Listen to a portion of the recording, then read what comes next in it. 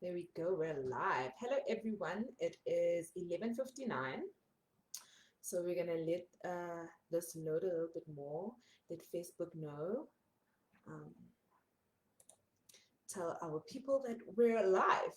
We're gonna be doing this amazing Mufasa's daily book reading at noon, and I'm excited to do this. My name is Mpho, and I am the executive assistant here at the Mufasa Coaching Practice, and I will be doing today's book reading. We're going to be reading from Bruce B. Bruce D. Schneider's Energy Leadership book. It's a book that we have here in the office, and we follow a lot of its principles. And so I'm excited to share with you just 10 minutes of what's in the book. So, how we're going to do this is we're going to read 10 minutes of each chapter. I like to start with the praise of for the book, so that's where we're going to start. I'll give people maybe like 2 minutes, and I'll just read praise for the book. One of the praises for the book is from Michael Port, who wrote the best-selling book called Book Yourself Solid. So it's a sales book. I researched this yesterday. I wanted to be prepared. And he says about the book, you can't fake your way through life or leadership. Energy leadership is a story with a powerful message, one that I predict will positively change the thinking and lives of millions of people from all walks of life. So I think even if we're going to be reading 10 minutes of each chapter, there's something that you're going to grab from the book. Make sure that you leave a comment about what you like, something that you'll be practicing from the book in the comment section. Even if you're watching this in the replay, let us know what you like as well. What came across to you that was powerful, and share with us. We want to know if you're enjoying these as well. So make sure that you like the video, and you also leave a comment, and let's just have a discussion about energy leadership. There was another one that I really liked, by Thomas G. Crane, another praise, and he said, we're all composed of energy at our core. This book offers clear, crisp, and enlightened ways of bringing in our world, of being in our world. My apologies. The energy laws are masterfully described, and if these principles are integrated into how we lead, we are sure to transform ourselves, our relationships, and our working results. So that's what this book is about. It's about using energy at our core to transform our workplace and our lives at its core. So I'm going to start the timer so we can read for 10 minutes. Hello to the viewer who's watching. Hello to the two viewers who are watching. It's good to have you here. So let's read. I've set my time for 10 minutes. And I'm going to read to you guys. I'm going to start with the introduction. I'll just go straight to the introduction. Although I really like the forward, I'll go straight into the introduction. There is not another leadership book. In fact, it's not even a book about leadership in the sense that most people think of leadership. It's a book about energy, our most valuable personal resource, and how to raise and use yours. The results are manifold and life transforming. And one of them is becoming a better leader, the leader of your own life.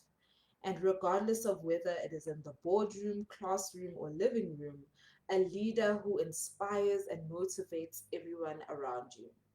The book is entitled Energy Leadership because it is energy that defines a great leader. What exactly is energy? The answer is simple: everything. Everything you see, hear, smell, taste, touch, and even think is made out of vibrating living energy.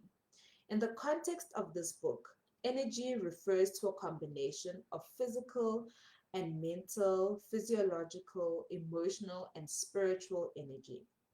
In a nutshell, energy is about the way you show up into the world. And most of us are unaware of the type of energy we embody and how that plays out in our lives. Energy leadership will not only help you to become aware of your current energy level, but it will also give you tools to make important energetic shifts that change your world as you know it. The energy leadership process could have been demonstrated by using parents, teachers, or any other type of leader from any aspect of life as the storyline example. I chose to use a small corporation as I believe clearly demonstrates the value of the energy leadership concept, not only for personal development, but for where change is often cited as most needed in the workplace. This book tells the story of my coaching relationship with Richard O'Connell, a partnership which produced great and lasting changes, and it began this way. This is nice. Richard O'Connell drummed his fingers on his desk. He checked and rechecked his emails, trying to distract himself from the impending appointment. He was anxious, but also oddly indifferent, as if it didn't matter how the appointment went. His eyes felt heavy, his face sagged, he slumped in his chair and felt the weight of his guilt and desperation pressing on his back. At 52, he had invested his heart, soul and no small amount of capital into his company. But his name would put his name on the mist he'd grown it into something he could be proud of, and then watched it get creamed by the competition. After 15 years of being a successful and profitable consulting business, the last year and a half had seen the once robust company sliding further and further toward bankruptcy. He had seen his staff members get restless, and what had previously been predictable squabbles escalated into full scarf turf wars. I think that's important, so I just want to read it again. Um, it says, he had seen his staff members get restless, and what had previously been predictable squabbles escalated into full scale turf wars. Imagine at work. Okay. A few people had quit already. In the midst of it all, he was amazed that one person had even asked for a raise. Richard had implemented various efforts to respond to the changes in the industry and decline in clients. New marketing initiatives were put in place, cutbacks were made wherever possible, updated services were offered to current clients, but still, the profit and loss reports for the last few quarters reflected a clear and consistent prognosis. O'Connell Consulting had about 9 months to live. After trying everything he could think of, After trying everything he could think of, Richard felt like he had nothing left to lose. He had called me the week before to set up today's appointment. He was candid with me when he spoke, telling me that someone had told him about business coaching, but that in truth, he didn't think it would help. Richard admitted that he thought it was going to take more than a pep talk to put to pull this company out of its rut. In fact, he rarely told me that he believed it would take some kind of business version of those heart defibrillators paddles they used in emergency rooms. We spoke for a while during that initial phone call.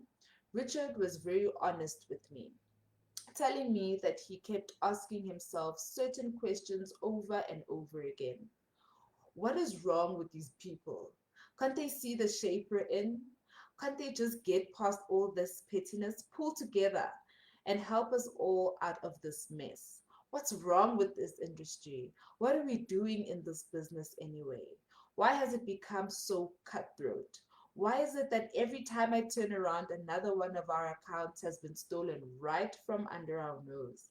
And the kicker, with all my experience, great contracts, killer ideas, and how much I care about the people I work with and for, what is wrong with me that I can't make this business a thriving success?